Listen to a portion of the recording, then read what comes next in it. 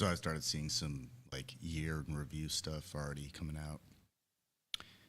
One of the things that stood out to me was this year, 2025, apparently is one of the most expensive climate disaster years in, I guess for a while at least. Just the top 10 uh, climate disasters, most expensive climate disasters, is coming in around $120 billion of economic losses or cost.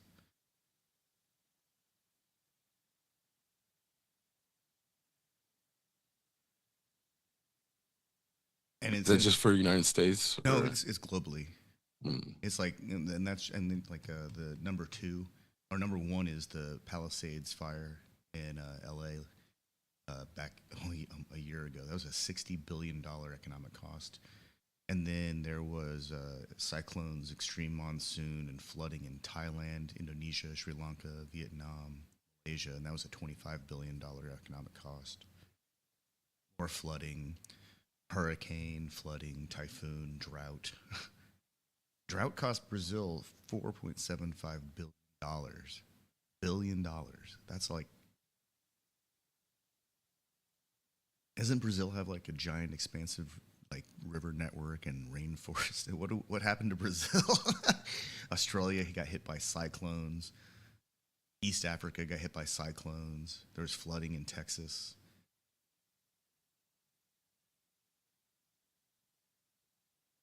well, and then it's like, and that's just the stuff that breaks into the 1 billion mark. yeah, that's the extreme end where the and what seems innocuous end is how it's warm in December, and it's like, Yeah, dude, 64 degrees. Indiana, man, is just like a couple of weeks ago. It was like 0 degrees. yeah, exactly, with like negative wind chill factor.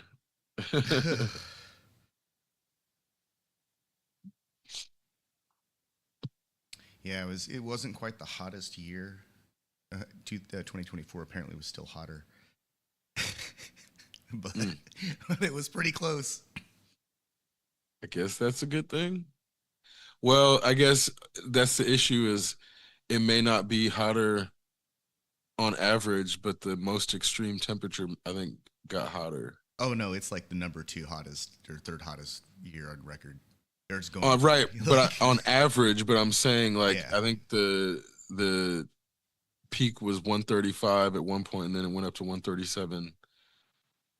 So it's like, yeah, that oh the yeah, I think the extremes are still going up. yeah. That band of uninhabitable planet where it's just too hot to do anything. You gotta have special clothing so you can be, not roast inside the vehicle as you operate it to go dig up. I don't know what they even do. I'm not quite sure what's mined or out of those parts of the world. Now that I think about it,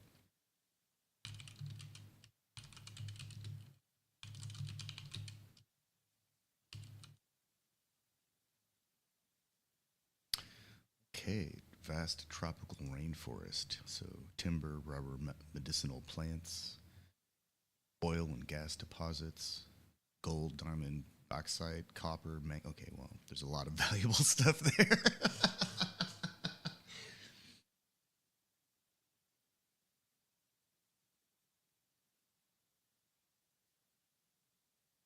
It's actually it's interesting. I remember about a decade ago there was a lot of extreme fear about the temperature, the global average temperature rising, and how that would affect the habitable zone of the Earth. And it seems now that there are more models that some are better, yeah, better for lack of a better word than the alternatives. But none of them actually present none of them are based on anything that like I think will actually happen. Like one of the models that I was reading about, it had this kind of really dark Big Brother vibe to it, where we all have to kind of surrender to the environment, pay extreme taxes, and deal with extreme regulation and all that kind of thing. But we keep everything like under control. And these are all kind of these are all very pessimistic. Like there was no room for humanity to like get its collective head out of its ass and say like, oh shit, we actually have to do something.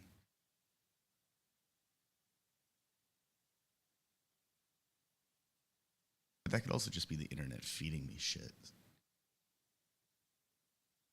Well, but I think okay, there there's a notion of collective humanity which doesn't really exist. Oh yeah. And then within that context, it's like collectives don't react the way that they're supposed to in America. And so there's been this notion that I don't know if you've heard of Project Bluebeam, Mm-mm. where they're supposedly going to fake an alien invasion to change the paradigm, quote unquote. But even then, Americans just don't react the way they're supposed to. So that like whatever people who say that are like think would happen if the government actually did that, some weird, unexpected outcome would happen, like people killing each other over toilet paper or some shit. And it's like, it's not collectives in America have been demonized in such a way that in people's minds, like their individualism always overrides the notion of any form of any collective. And so that selfishness makes it's not impossible to have community moments, but America has it's not just America, it's the Western capitalism has actively deconstructed the community to sell So support. CIA.gov Project Bluebeam's link. No information is available for this page.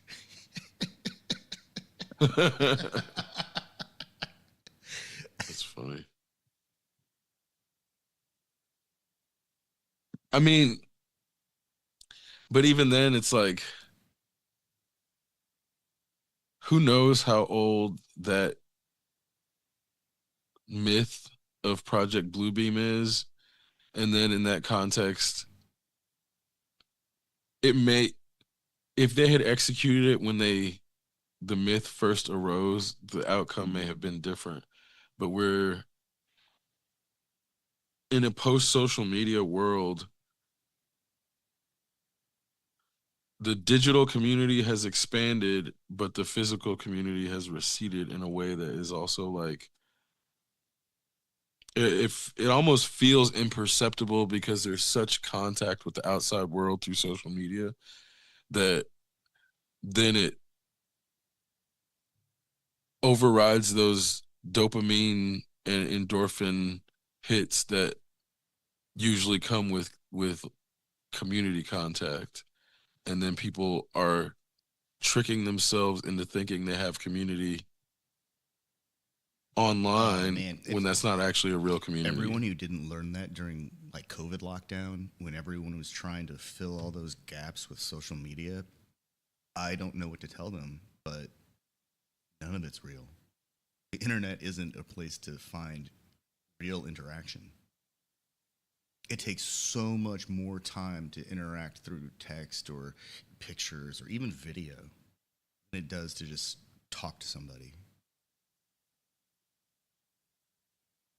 I'm not even sure what the factor would be. Like real time interaction is like what 1 to 10 versus compared to internet interactions, maybe more. Maybe it takes like 100 times the input and effort to get to the same level of communication as just talking to people. That's true, but on that same note, there's no gap that the internet can close on a hug or a Yeah, high five yeah, or a yeah, handshake. exactly. It's the same reason that AI can't actually do physical things. Also, Right, exactly. And it's this this gap that capitalism has tried to fill, but inevitably only real like contact can satisfy that need. But again, it's unless you actually experience the other things that try to fill it and then come to trust that it doesn't actually, nothing will ever actually come in the, come to replace a community, a local community. And There's I a think, you recommended a book to me like a few several years ago. There's like imagined communities or imagined oh, histories or uh, Benedict Anderson, yeah, yeah. um, which again, once one understands that like nationalism is a construct that exists to keep people cordial in public, but also to establish this. It's not really fictional, but this constructed shared goal. Once one understands those things, then it's easier to understand how the local community is necessary to actually keep a sustainable, healthy lifestyle in terms of social network, but also people who aren't just transactional in their existence. Like everything shouldn't be transactional, and it's only once someone is able to understand where the transactions are taking place at like a higher level, then it's easier to articulate where they're happening on the local level, but then try not to exploit those transactions.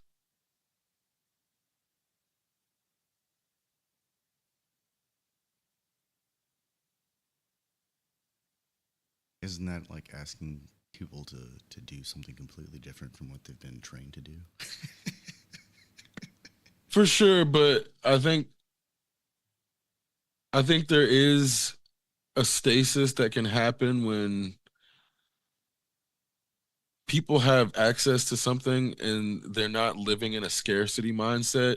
But Americans have been stuck in a scarcity mindset for so long that it's going to take potentially longer access to something for them to come out of that mindset. And I think that's also part of the problem in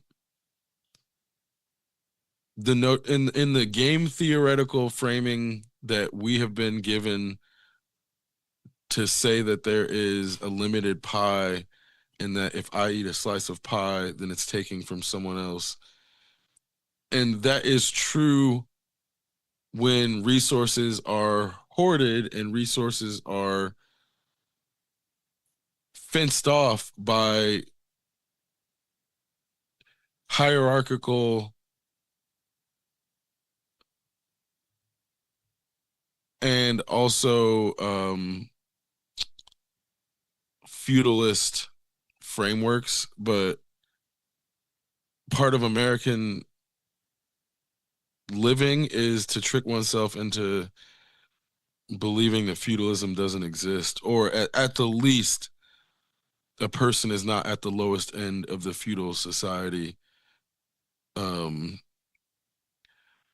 which, unless a person is a multimillionaire or a billionaire, they're at the lower end of the feudal society. But again, the notion of middle class doesn't really exist because of the hyper polarization of socioeconomic ends.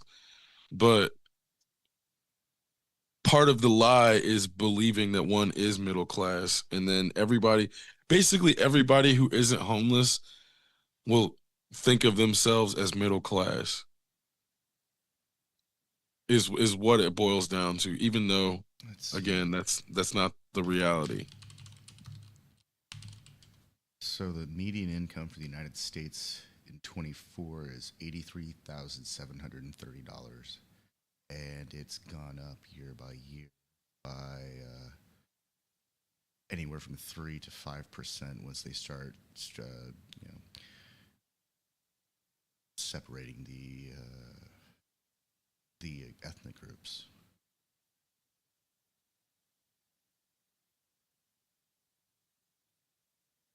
Then the mean income is 67,000.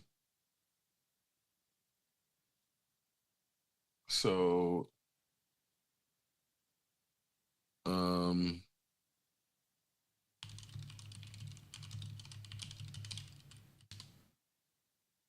let's Hey, see. 56 to $169,000 is considered the middle class. That was in 22. In 24-25 data, it's somewhere between 52 and $161,000, with higher thresholds for expensive states like Massachusetts.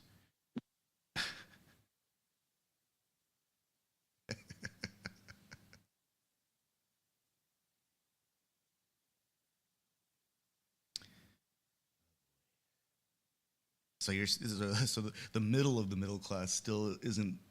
That's like $100,000 Well, and a then year, the apparently. modal income is 30,000 to 75,000. So this is also where mean, median, and mode become important as to also why United States middle class is misrepresented to make it seem like people are making more money than they are, because they're not. Yeah, They're not making 50,000 to 165,000. They're making 30 to 75,000 when you actually look at the numbers yeah. correctly. So And that's with also where like this is the same type of statistical misrepresentation and deception that is applied all across the United States to keep people thinking things are better than they are, and to keep white people thinking that they are better than other races than they are. here's another one that has it based on family size, and so here the for a single individual, the middle class is 34 to 103,000, and a family of three is 50 to 152. Family of four is 60 to 181,000.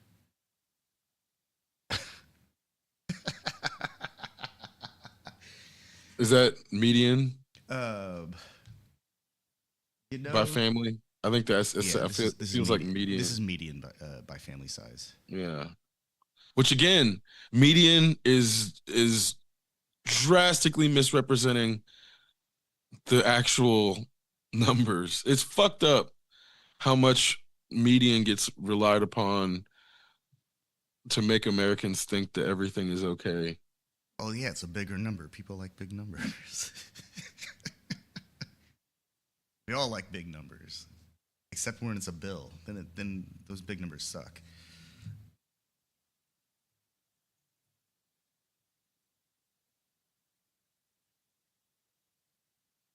Let's see, upper class by state.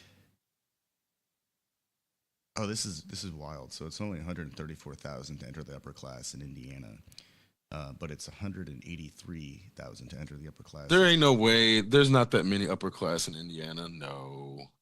Not real upper class. No, I know, No. I know, I know. Which again, it's like when you're living in the same state as Steve Hilbert, and motherfuckers have the gall to call themselves upper class, living in a fucking 3,000 square foot house. Shut the fuck up about I'm upper. No, you're not upper class. That's middle class. Actual. There's like 100,000 actual middle class, 130,000 actual middle class people in Indiana. Because then you see like, okay, let me break it down this way. What about the Indiana Pacers? The Indiana Pacers make. Think about that. Think about that for a second. Do you think they're upper or middle class? It's the average pay for the Pacers. Salaries range between 40 and $100,000. Now, here's the kicker. Here's the whole thing, because Somebody pays the Pacers but salaries. Tyrese Some Halliburton and Pascal Siakam each make 45 million. Bro, exactly. So somebody pays the fucking Pacers salaries. So you're not about to sit here and tell me that the motherfucker who pays the salary is in the same goddamn class as the person whose salary is getting paid. No. Yeah, exactly. No. Yeah. No. That's not how that works. They're trying to trick people, and they're trying to masquerade all these middle class workers as fucking upper class to give us lower class people some shit to aspire to in our own minds. Meanwhile, these are fucking middle class workers. F1 drivers, they're middle class, bro. The F1 team owner, that's the upper class. That's the motherfucker who's not putting their life on the line. That's the upper class. That person is the only part of that equation that's not replaceable. Exactly. Fucking exactly. And this is why when they're trying to make us believe that we can ascend to some ladder to become that, meanwhile, they all stole that shit. All their families stole that shit. They used the government or used some army to steal that shit. That feudalism is hidden so well by the media and the propaganda that, again, Americans don't even believe that shit exists, which, again, then in Americans' minds, the Indianapolis Colts and the Indianapolis Pacers are upper class. No, the fuck they're not. The Pacers. No, the fuck Pacers they're not. Salary cap from June of this year, 154 million. And here's the thing. I know it would sound, if you did not let me say why, it would sound crazy to say that professional sports players are middle class. But then when you actually think about it and then think about, oh, fuck, somebody's writing a check. Yeah. You cannot be the same class as the person who's writing your fucking check. So in that context, no, they're not upper class. And we're not about to be like, okay, there's an upper class and then there's an upper class. No, there's an upper class and everybody else. Yeah, then you get to like truly wealthy people like we were talking about. And then the ultra wealthy people that those are the people that make the boats that the wealthy people buy. Right, which again, there's not that many of those people. There's about 2,000 in America, and then there's like maybe. Oh, no, I think there's only like 800 billionaires in America. It's not even 1,000. Oh, and then that may be globally. Yeah, it's globally. Like I think it may be 2,000 globally. But so it's like the bulk of them live in America, which is crazy. Yeah. I think I saw one of those number crunching videos where they're talking about how like if we total the combined wealth of all of the billionaires just in America, they have like more wealth than the bottom 70% of the country or something like that. But they don't have those assets. They don't, it's not liquid. It's all. And all that's also why this is a fucking lie, because they're trying to create all these paper assets and these digital assets to steal real assets from the rest of the world. Meanwhile, like, you're trying to tell me Elon is the same type of upper class as the fucking dickhead Saudi dick? You know what I'm saying? No, it's not the same. Oh, no, not at all. They're both upper class, but they're not the same. And the way that they're trying to like elevate white. He's like ultra magnum wealthy. Right, with actual assets, which again, fucking stolen, of course. So it's not like nobody can get there without it being from theft. But the issue is when they're trying to make it seem like this white paper wealth is even remote. Like, it's not the same as Chinese wealth. It's not the same as Saudi wealth. It's not the same as Nigerian wealth. It's not the same. And when they're trying to put it on the same level by then like hyperinflating the numbers, it's doing the same thing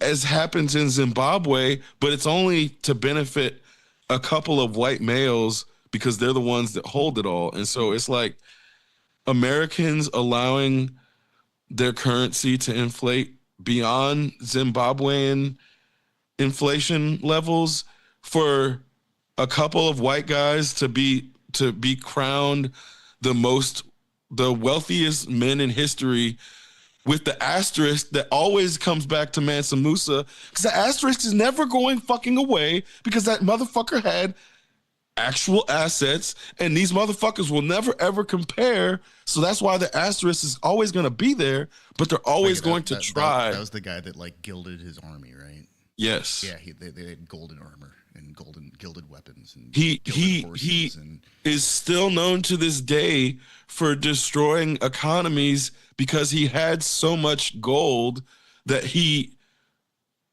could just come through and hyperinflate gold in any local economy. So yeah, Elon Musk he's not that person.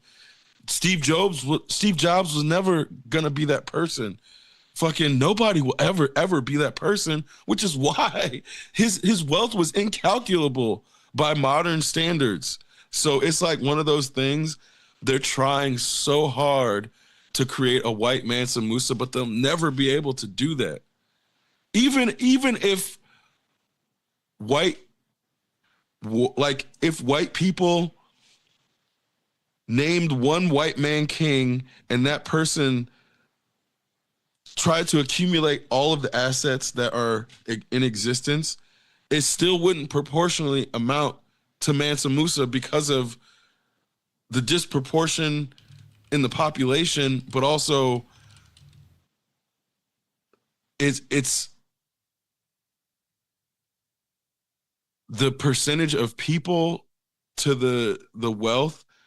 That disparity can only be so great before then society collapses. So it's like that you can only take that gap so far if you're not actually redistributing the money, and if you're hoarding it before like people start using bottle caps as currency and shit like in Fallout. So there is an upper limit to a single person's wealth in modern society. It absolutely exists, and yeah, Elon's gonna try to push it, but it's still never ever like going to amount to the actual physical wealth of Mansa Musa. That's the bottom line. I don't know whether it's fortunately or unfortunately, but it's one of those things where watching these white men try to chase that number or chase that concept, because it was such a large number that it's an abstract concept now, and try to accumulate such a large number that it becomes an abstract concept. It's funny to watch in terms of like, you're never gonna be that, and then to see the ego rise and start to fall on the way to that dream, and how, because he's never ever going to achieve that, it's like the deflation of his ego is now publicly happening in such a way that we all get to enjoy it, because we all had to suffer through the hyperinflation period. But then, yeah, it's like, yeah, that's why we all enjoy watching Elon suffer, because we had to fucking watch him like basically exploit environmentalism to become this sycophantic, parasitic entity. And now that we know that he never actually cared about environmentalism or saving humanity, like, yeah, of course we're gonna fucking revel in his sorrow. Of course. I hope he cries every day, constantly. I hope. That's the nicest thing we can do as a society that used to do way worse things to people like him, I mean, when it I really wasn't even that far. I really just hope that we find ourselves in a place where he's just not part of the dialogue. Nobody talks about it. Nobody, like, we get to a place where we just kind of move on. We have more interesting technologies to explore. I mean, I'm assuming this is my assumption, of course, relies on uh, the private sector figuring out how to get things into space. So SpaceX isn't the only like option, or that electric vehicles are sorted out so that we have, you know, more and better options. Because as far as I can tell, the last update to a Tesla wasn't much of an update, and the rest of the world still expects cars to get regular updates like every year. And it's hard to imagine that we could go back to the way things were in like the 80s, where a vehicle generation could last 5 years, 10 years, especially not after that meteoric growth phase where everything went haywire, and then COVID where everything went even more haywire. Oh, and then China just banned door handles that don't like Oh, the ones that retract from the body. yeah, they just banned those, which basically is going to push Tesla entirely out of fucking China. There would be a special Chinese market Tesla door. I mean, They'll have to do I that. doubt it, because then they would have to they'll they would have to then admit that they were acquiescing to the Chinese market, which is one of those things that at this point their brand is built on not doing things like that. Oh yeah. Which you can't blame them in that in the early days it was states were trying to outlaw the sale of Teslas altogether. So there was this, again, in the early stages they were made out to be like this underdog that was facing against the auto industry and against government legislating them out of existence, but now they're getting subsidized and they're the ones who are getting tariffs against their competitors. So while they're making an inferior product in those conditions, then it's like they're the ones making the electric car industry look bad when it wasn't always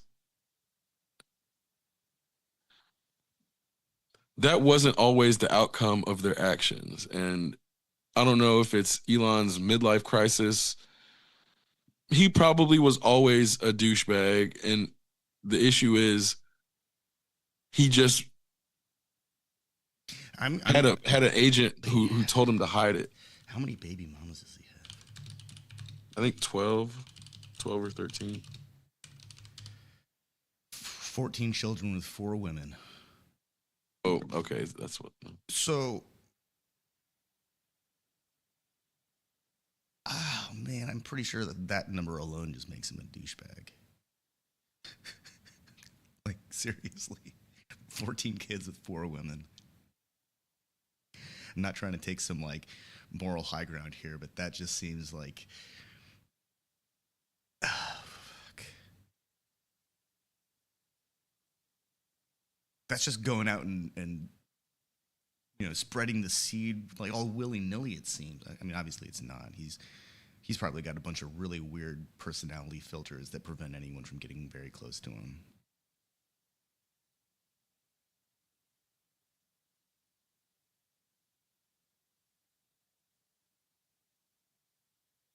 Well, and when I never watched this SNL episode, but whenever I see the clips of him, you can tell that he's surrounded by yes men and people who laugh at his jokes. And then once he gets out of that circle, it's like the stuff that works in those circles just it does not work on real people. Man, And like his behavior got him black eye in the White House. Like, he pissed off some old man politician enough to get punched in no, the face. supposedly he was sleeping with Stephen Miller's wife. Oh, it's even worse. That's what that was all about. Because then he said it was his kid hit him, but the issue was Stephen Miller's Wait, which wife one, went. Kyle? The one with the Ex yeah, Kyle, yeah, yeah. Kyle His punched him in the apparently face. Stephen Miller's wife went to work with Elon at Doge or something, and she was basically reporting to him, and then people started like joking on the internet about those two having an affair because Elon's the way he is. But then apparently there was something more to it because then they were spotted getting into an argument at Elon and Stephen Miller were spotted getting into an argument at a White House function before the black eye happened. So that added to the speculation that Elon was fucking cucking Miller, which again, these people have built their entire identities on this type of thing. So that's why it's so funny when Elon's a home wrecker, but his home is fucking wrecked like shit too, which is it tracks. So I mean, if we you got just all these. described it as like this guy's got 14 kids with 4 women, and he just keeps on pumping them out. That's like we would any normal person would ask like, what's wrong with this person? Why do they keep reproducing with people that they're not like actually intending to stick around with? What the hell? Same thing with Cheeto Mussolini. Like what the hell? I guess they live in a completely different universe where you know they've got different standards that they can fudge.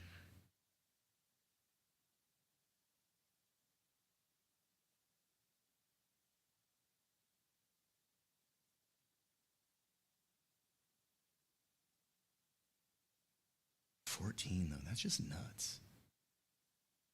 Well, but then they I mean, how many they claim to be the party of family values and shit. So 14 that's kids? I mean, that's a full baseball team.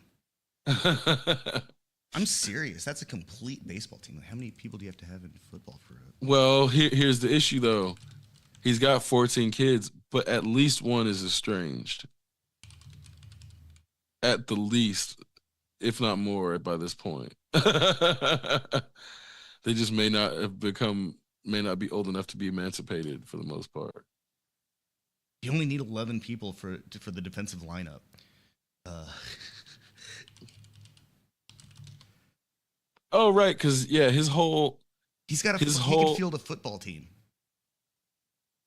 the whole reason he started coming out against quote unquote the woke agenda was because his I think his oldest child is trans, and he blamed the universities for indoctrinating the child, and then in the process just didn't want to acknowledge that yeah, he's a shitty fucking absentee father as to why the relationship isn't good, but then making it seem like the I think it's Vivian. I forget her name, but it's like making it seem like she was becoming trans just because she had been indoctrinated, not because she actually had that identity. And he just probably was too absent to know his own child. So I think Well, that's a common yeah, like that's a common response for he's that type he, of parent, he's a but he busy just has guy. money. He's a busy guy. He spreads himself super thin. He's all over the place. Of course, he missed out on a lot of things. Nobody can be everywhere at once, too. That's like, that's just, that's just physics.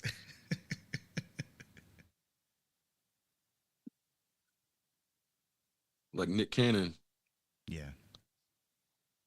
Him and Nick Cannon both in the runnings for the worst father award. But yeah, well, 6 different women and 12 children. That's like, what the wrong with these people? God.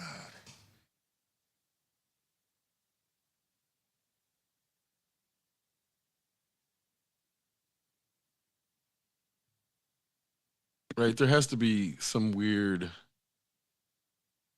compulsion to be That prolific. procreating that much. Yeah. A prolific procreator.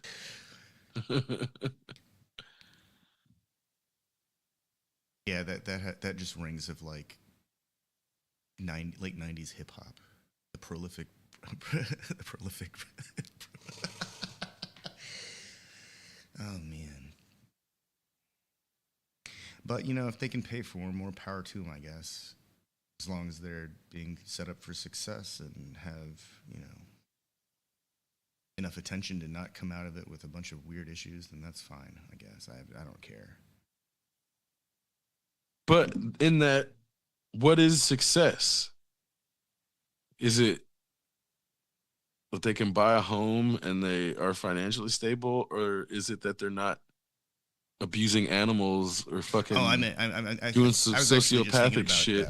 I think when I was thinking about that just now, I was like, no, no, no, But I'm it's saying like though, because no, that's I know it's. I think setting them up for success means like not be a sociopath, not be mental, like help steer them away from like you know any of the things that get tagged as mental illness.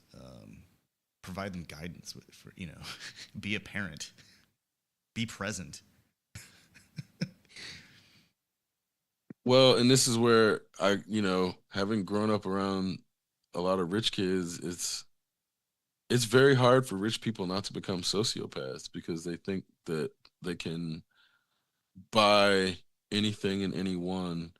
And a lot of times they can, but that's also where there's always a line that once they hit it, that becomes their reality check, but everybody doesn't it doesn't always come at a developmental time when it would actually, make that person change their behavior. They don't necessarily get the right.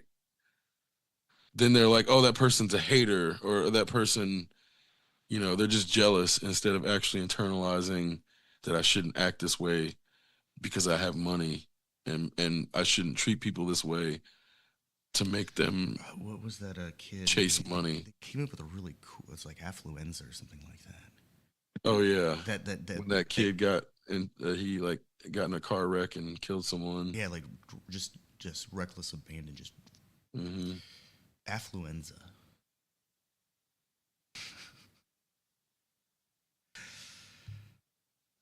That's called a neologism. Yeah, neologism.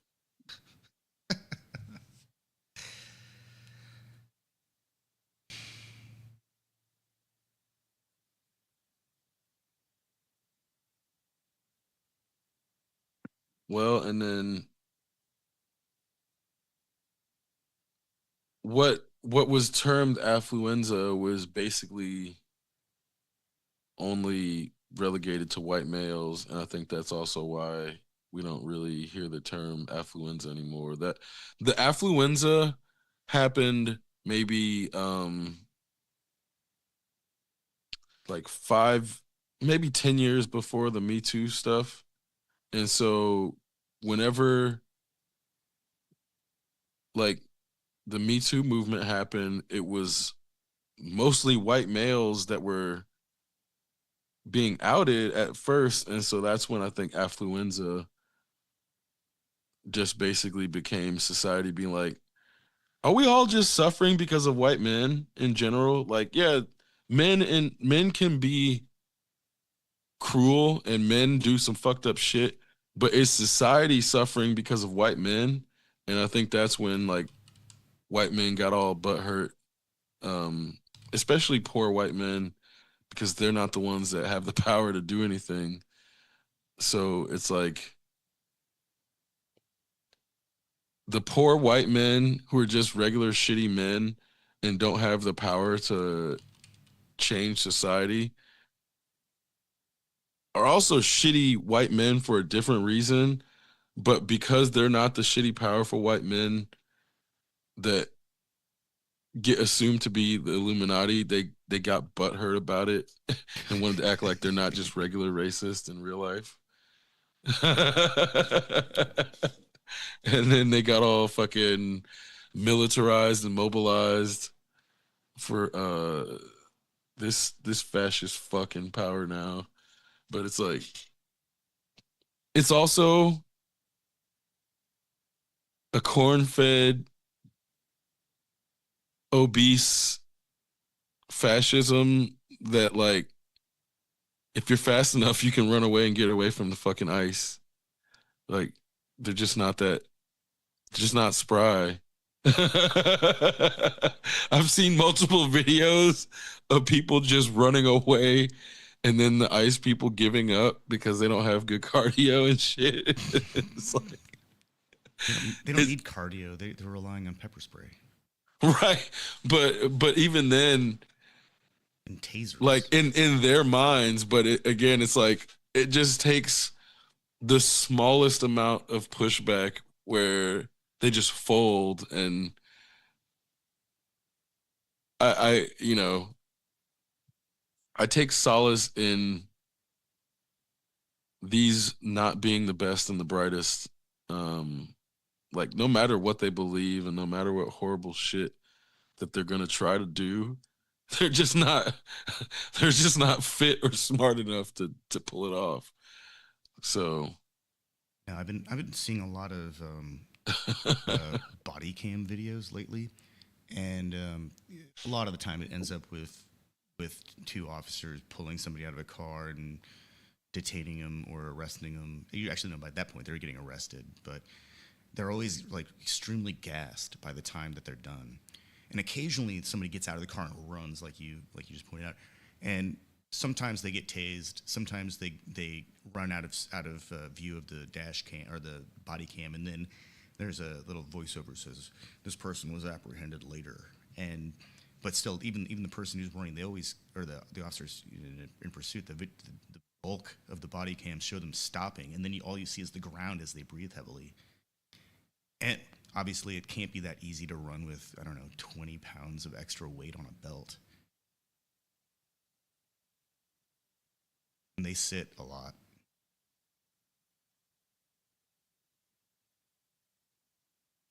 I don't know, man. It's like everything's like everything got pear shaped, and then it started to become more apple shaped, but now it's like dragon fruit shaped. It's really weird out there. Like, here's another one of those, 2025 numbers. Apparently, this is like the lowest number of mass attacks since the federal government started keeping track of mass attacks.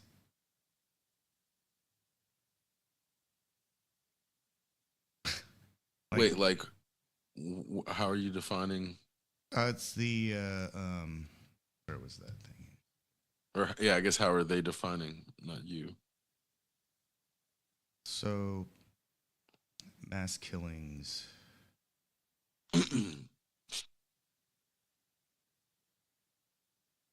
think these are the same ones that we've been using. I don't know. It's not even saying. Axios isn't telling me. Mm. Mass killings fell by more than half compared to this point last year. Third year in a row, the number fell. I mean, because that's why I'm like, Homicides in which 4 or more people were killed. which that feels misleading because there will be mass shootings where like 2 people will get killed, 9 will get injured, and then they won't necessarily count that as a mass killing. Yeah. So it's like, I this is the type of shit where you can't get a statistic in America and like not have to fucking pick it apart to try to actually figure out what they're saying because yeah. Which part of these numbers are we going to tell them about? Yeah. There were 381 mass shootings in 2025, with the most recent incident being in St. Paul. Which again, so you're saying 3 people getting killed? They're saying 3 people getting killed isn't a mass shooting. That's crazy. That's 3 fucking people. Yeah. At one time. So that's where I'm like, this is also, we're actually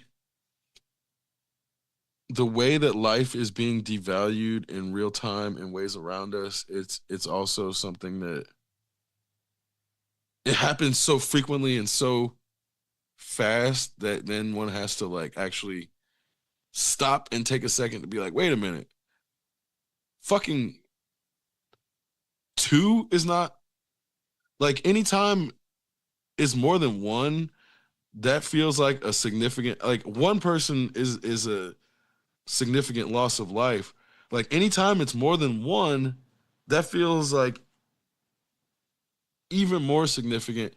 And there's no scale that will represent increasing numbers correctly because it's like, yeah, if it's like 10 at a time or 1,000 at a time, there's no scale that's going to accurately represent going from 2 to 10 to 1,000 because none of it's all abstract. There's no quantification of death besides the actual number. Yeah. And so then to try to quantify a person's life next to another person's life and then another just because the only thing they share in common then is that they're all dead, it becomes this weird black and white framing of existence. And I know that's how it feels when just thinking about the concept of death, but then it's obvious that's not how it happens. Like when people die, there's all kinds of stuff left behind that reminds other people of them, so they don't just disappear out of people's minds and existence. And that's not even how death works remotely. Yeah, there's apparently somewhere between 12,000 and 14,000 estimated murders this year, which that's like a big deviation there. Like 2,000 people. Right? like, Like we think it's somewhere, we're there may be 2,000 people that got killed. We don't know. not sure about the last 2,000. They might not be dead. We don't know if they're dead, if they're missing. I don't know. There's 2,000 people. We got better things to do. Fucking give out parking tickets and speeding tickets and shit. Like the idea that a police force has the resources to delegate a fucking parking ticket division while there's still murders that are unsolved. Like fuck out of here, man. That's the type of shit I'll never take this society seriously while they do shit like that. Fucking if I'm speeding and not hitting anybody, fuck off. Go find somebody that's actually in physical trouble. Like or solve a crime. Solve a real fucking crime. Oh, but didn't you know that after the first 48 hours, like almost all crimes go unsolved? They start turning cold or Right. something. Yeah, exactly. It's because cops fucking are too busy giving out tickets. That's why they go cold. What's the deal? Have you read anything about the flock cameras that are apparently just wide open? Oh, this is like scandalous stuff. So there's these security cameras that are being bought by cities and they're being managed by some cloud company, and lo and behold, the addresses are freely searchable and they don't have any kind of, they're not secure. Oodles and oodles of money spent by like countless cities. They just have cameras that are wide open and just anybody can access. These are supposed to be used for surveillance, obviously, because they want to know like which cars are trafficking the most or traveling on the highest traffic roads and stuff. Wide open. This shouldn't even be happening. This is like the kind of shit that should be happening 70 years ago and resolved 30 years ago, not if not 40 or 50 years ago. I think the rush to do everything. There's like a significant rush to do things, to outdo previous generations, or to, put a mark on something. But we're watching like the American car industry just consume itself. making vehicles that nobody can afford that don't last long enough for people to even like extract the value out of them. And here we are. We got cities investing tons. Bloomington has a bunch of flock cameras. We got cities investing tons of money in unsecured, like still maturing, still developing technology. So now that this technology is being public betaed by actual cities that are going to use a beta product to and rely on that for telemetry. Let's send some astronauts into space with a still in development capsule. Well, and then the way that that technology is used to police people rather than to make things more efficient, it just it doesn't have to be that way. And that's Yeah, where when when we have this police surveillance state that functions this way, it does feel as if the toxoplasmosis ridden population is the cause, but if I feel as if it's the actual effect and not the cause, and that the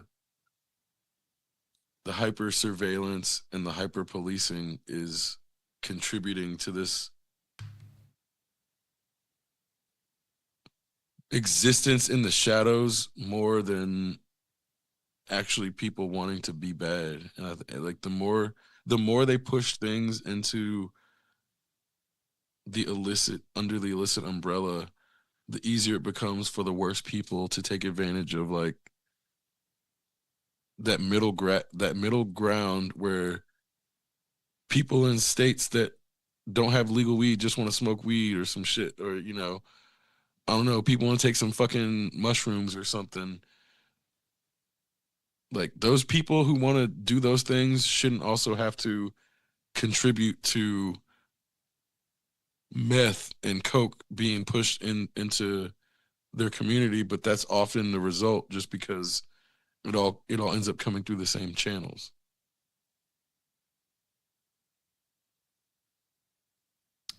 yeah.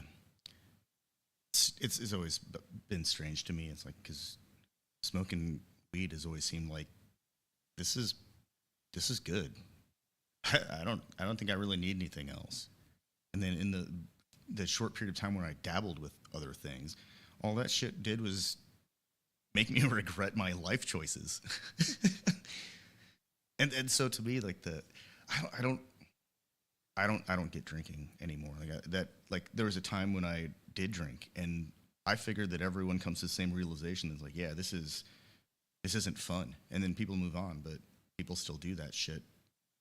Every time I've driven downtown at night, I see some crowd standing outside of a bar, and it's like, obviously, like there's still something in there for them. There's nothing in those places for me.